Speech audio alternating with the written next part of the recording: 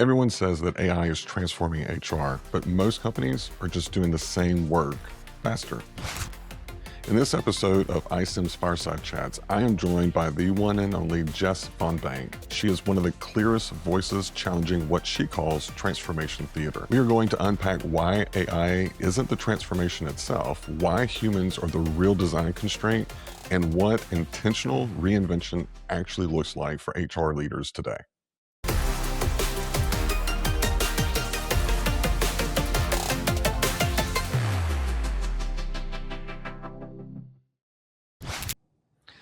All right, Jess VonBank, the one and the only. Welcome to our Fireside Chat. So authoritative, VonBank. It's like when I talk to my kids. You have to be very I mean, that when you have two last names or something like that, you need to make them count. That's right. Exactly. I love it. Hi, Trent. Well, one of the things I love about our Fireside Chats, one, we try to keep them between 20 and 30 minutes, but the other is that I get to bring on fantastic guests that have a very unique point of view about something that's relevant. And I don't think there's a better way to describe some of the content that you put out there. So just a shameless plug for our audience. If you're not following Jess on LinkedIn, you need to. Make sure that also, too, when you're on her profile, go to the bell and hit all so you don't miss anything and you don't have to depend on LinkedIn's algorithm. But I really want to dig into a couple of the topics that you've been hot and heavy on, which is HR transformation and AI. So if you're ready, I'm ready to dig into it. Let's go. Awesome. Oh, she's warming her hands up. Here we go. All right. So let's just kind of talk about the big elephant in the room. Everyone is saying that AI is transforming work, but I want to pull this quote. You call it localized cleverness. So what are we getting wrong about what transformation actually looks like? I've said a lot of things, Trent. I call it transformation theater. Now I'm on to localized cleverness. I love a good turn of phrase, especially when I'm looking for a way to say something that we all feel. And I think this is true. I think we all feel this sort of gold rush, this land grab, like AI everything, right? Including AI transformation. We were already doing HR transformation, skills transformation, digital transformation, whatever that meant. We love to paint everything with transformation, and now it feels like it's all AI transformation. Remember, AI is a tool. It's a powerful one. Like, this is a big moment. I'm not going to minimize the moment that we're in, but AI is the tool that enables transformation. It isn't itself the transformation. So just turning on a bunch of AI, which is what I have mostly seen to date, turning on a bunch of AI isn't transformation itself. I think we're in this moment where we're mistaking transformation for acceleration, because remember what AI does. It automates for efficiency. That's a large part of what AI can do. A lot of other things too, but one thing it does really, really well is do the same things faster. Input, faster, output. And it's just a faster, quicker, maybe better version of what you put in, but it doesn't actually change. Transformation means things don't look the same after they've been completely transformed. If you transform yourself, if you undergo a physical transformation, people won't recognize you on the street. If you do it right. If you do it right. And so I think that's what we're doing right now. We're mistaking transformation for acceleration. We're forgetting the whole point, which is to redesign things. That's the most powerful moment that we're in. So you're saying that basically transformation, what it actually looks like is you started one way, and maybe, we're talking about AI, but you're leveraging AI to look or act or process completely different, not just faster. Yeah, if we think about some of the earliest use cases for AI, it was, wow, look at how much faster I can write this job description. Look at how much faster I can consolidate and condense this performance feedback into an output that's like a conversation framework. And so we're putting something in and we're getting something out really, really fast, and that feels efficient, so it feels transformative. A more transformational conversation would be, rethinking jobs themselves, not just Mm, rewriting old job descriptions that much faster. So I think the what this moment is really asking us to do is to think about the why, not just do the what a whole lot faster. If you're mm, doing transformation, you're probably revisiting workflows and processes. You're actually reimagining the orchestration of work. You're asking bigger questions like what is the actual work that needs to happen here? Does it still need to happen? And what are all of the ways that work can be designed? So you're mm. asking bigger why questions. You're not just getting to the what that much faster. And I think that's the moment that we're largely missing. It's funny that you bring that up. I was on the phone with a CHRO this morning. We were just catching up because she just got promoted, and she works for a recruiting firm, but they do strictly for like e-marketing and things like that. And she was talking about the evolution of two different jobs that are now coming together. Whenever they look at marketing analyst, it's not what probably you and I have been accustomed to, which is the left brain or right brain. I always get those confused, but just all into the numbers. And they turn it over to someone that is like a media strategist or something like that, and they do all the creative. Their analysts are expected to have both. And so she's like, Mm, it's converging those two, which is great, because that's how it always should have been. It shouldn't really have been siloed. When you're looking at the data, you still need to be thinking, how does this affect the client? What's the market? I mean, you do this all day, every day. mhm. But it was just really interesting that you brought that up. And I literally just had that conversation probably 3 or 4 hours ago. So it is very top of mind for a lot of CHROs that are out there and talent leaders, because not only how do you design the organization, CHRO, C suite, but then how do we actually go and find these new types of employees? Yeah. Now, you also said in 2026, it's going to be about control and not strategy. And before we get into that, there was actually something that you provided on our January Insights. We pulled one of your quotes about what was the term? Super company thinking. Mm, yeah. So, can you tell us what is super company thinking and then what's driving this shift? Yeah. I think I sort of hate looking into crystal balls and trying to predict what will happen, could happen, will play out. But there is something about that sort of prescient, like especially if you can see it happening because we've been here, we've done this before, and I do believe we're going to make some of the same mistakes that we've made before. Whenever Right. we sniff out an opportunity for efficiency. I mean, every C suite is guilty of this. Whenever we sniff out an opportunity for efficiency, it can look like innovation. It can look like we're doing something better, faster, and there's usually a human cost. There's usually a Mhm. human toll to this rush to efficiency. And if AI isn't a rush to efficiency, I don't know what is. So I do think Yeah. 2026 is going to be about the rise of the super company. We're already seeing it. Where some they look it looks really attractive, especially to shareholders. It it looks like a company that is progressive, that is trying to move fast. They look like first movers, early movers. They look like they're adopting a bunch of AI and they're driving all of this automation and efficiency. They might even call it innovation. I don't know what they're really Mhm. doing that's net new or all that creative, but they're looking for the lowest cost per unit to do the same or more work. And there is absolutely a human cost, a human toll to that. Okay. And so it looks like this agentic workforce. It looks like they riff a bunch of people. They brag about, a marketing department of 500 is now a marketing department of 5 humans Yeah. plus all these agentic workflows. Like the brag sheet is long, right? And they look like they're being super innovative and transformative. And it's the super company. It's the $1 billion revenue company with as few employees as possible. That's what it looks like. And we're going to see a lot of these headlines and we're going to see them covered in news stories. And it's going to look really, really impressive. I'm not saying that isn't a worthy goal, by the way. Mhm. Having a company that's able to produce as much revenue as possible, as efficiently as possible, sounds like business, right? It sounds Yeah, it's like good business business 101.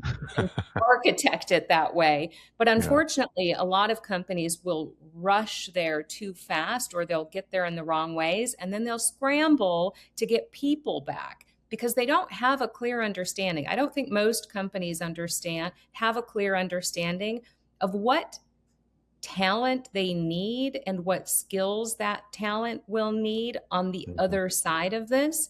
So we might axe a bunch of people and their skills, their thinking, their critical thinking capabilities, their decision making capabilities, their actual design capabilities without a clear line of sight to the human skills that are needed to operate that kind of company, to actually create and design that kind of company. We're going to sort of like do away with a bunch of people and their necessary skills that we actually need on the other side of this. And so I think there's going to be an unfortunate sort of like rapid acceleration toward that kind of company without knowing what it takes, what kind of people we need, what leadership is required in that environment. And we're going Mm. to like piss off and axe a bunch of Yeah. people on our way to get there and create this talent wasteland where we're trying to get people back. We're trying to redefine the skills they need. We're trying to define the human machine sort of teaming concept after the fact, not before the Mm. fact. We're doing it in the wrong order, I think. No, I agree with you. And one of the, prior to joining iCIMS, I was a practitioner, but also did some consulting. And I remember one particular organization, they were a tech firm. They're like, we want to build the org of the future. It's like, okay, fantastic. And we want you to go through and update all the job descriptions, change all the job titles. I'm like, time out. What work is going to be done? Right. Because before you can define all of this, you need to define the work because that's going to define the value. And I could not get them to really just kind of grasp that you're putting the egg before the chicken or the chicken before the egg. I don't know what the Mm-hmm. right word is. But I think a lot of organizations are like, let's go and just make this nice and shiny. And to your point, there's going to be, unfortunately, a lot of it's just going to be a lot of disarray. And there was, it kind of leads perfectly into the next. You talk a lot about intentional reinvention. So what Mm. does that actually look like? And let's just talk to our audience is a lot of HR and TA leaders. So what is, if I'm looking to transform leveraging AI, what does that intentional reinvention look like? So there are a lot of companies that are doing this. I'm not saying every company is making mistakes and, not truly doing transformation. There are early movers, first movers who are being incredibly intentional about the way they're going about this. And that might mean going slow to go fast, or it might not. I think speed is not necessarily an indicator here, but they are being intentional. Again, that doesn't mean slow, it just means intentional.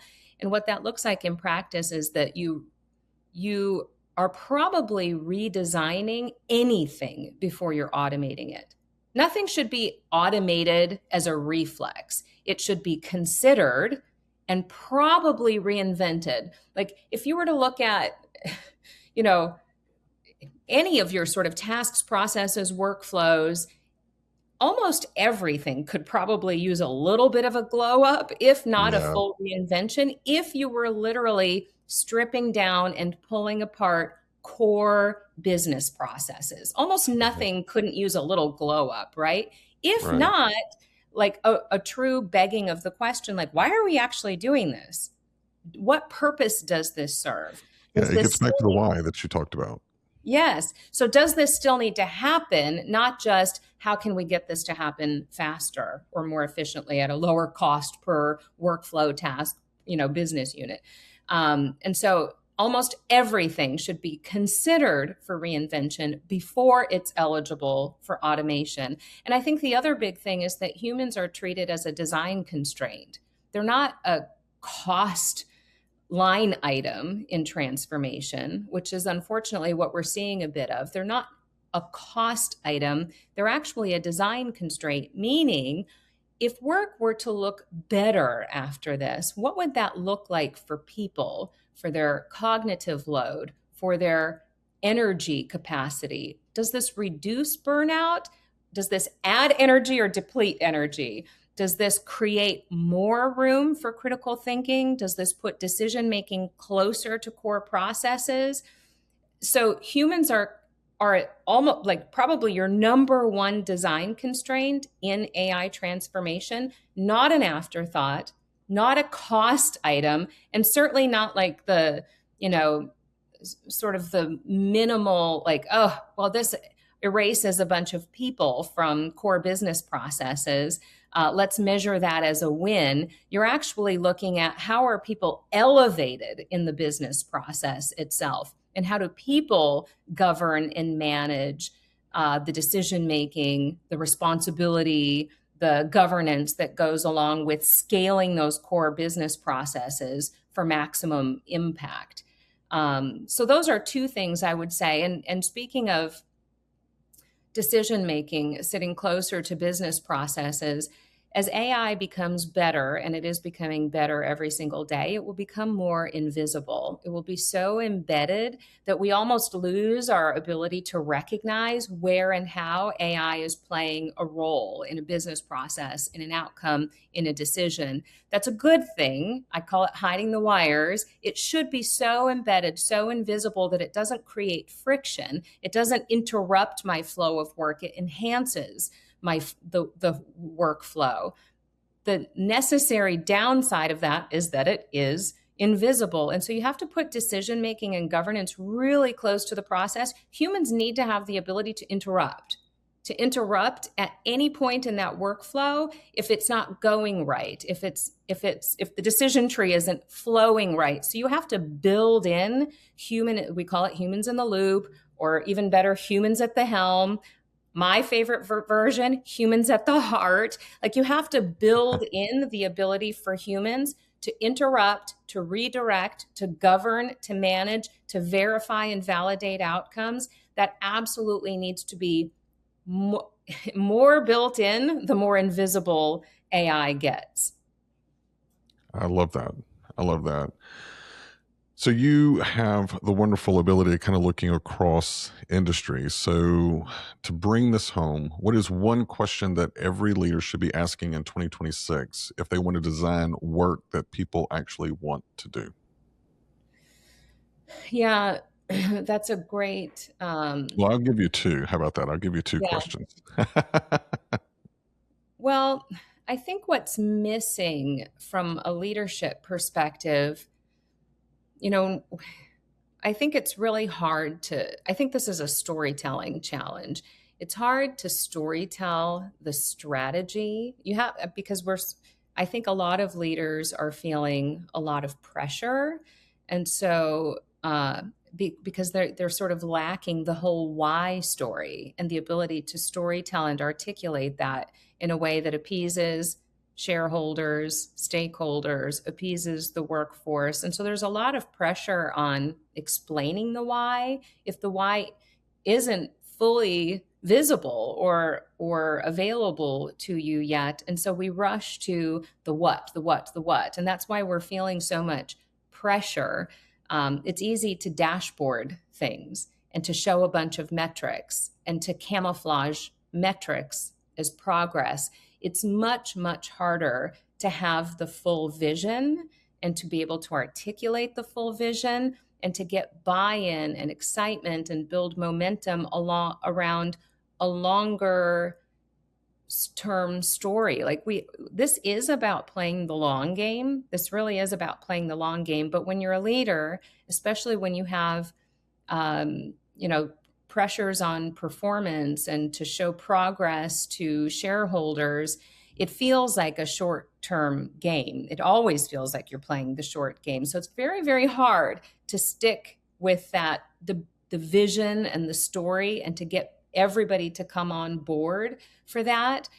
So I think the leadership moment isn't necessarily about asking the right questions. It's about saying, this is what we're doing, and this is how I'm going to build trust. And I need everybody to come on this journey with me. And here's how we're going to go about doing this together. It's almost like a moment of authenticity for leadership to say, This is what we know. This is what we don't know. This is what I need from everybody. This is how to participate. We're all in this together, kind of thing. Because there's a huge trust gap. And the trust gap is a communication gap. And the communication gap is sort of lacking that bigger story. And so I think if I were a leader, I would really lean into my business storytelling skills, paint the picture of the why, not just the what, and ask people to come on what could be a very challenging, but also a very exciting journey with you if you're undergoing this type of transformation. Perfect. Perfect. Well, Jess, thanks so much for joining. If someone fell in love with you and all of your content, where can they connect easiest with you? I do most of my posting on LinkedIn and Substack. I'm at Jess VonBank absolutely everywhere on all of the platforms. And if you like really good, like feel good content, you should follow Diverse Daisies, which is my nonprofit for girls. Uh, Nice. 2026 is also going to be the year of girls, if I have anything to say about it. Awesome. Helping raise women and girls and fix work for everybody. And I truly believe that if you solve for the lowest common denominator, you literally solve and make things better for everyone, which is why I write from that voice and perspective so often. Well, I am an avid reader, as you well know, because usually whenever you and I connect, I'm like, "Hey, I need you to unpack X, Y, and Z that you posted the other day." But I love that. I love the people that kind of challenge my way of thinking, and you are phenomenal at doing that. So thank you for jumping on the iCIMS Fireside Chat. Thank you so much for having me.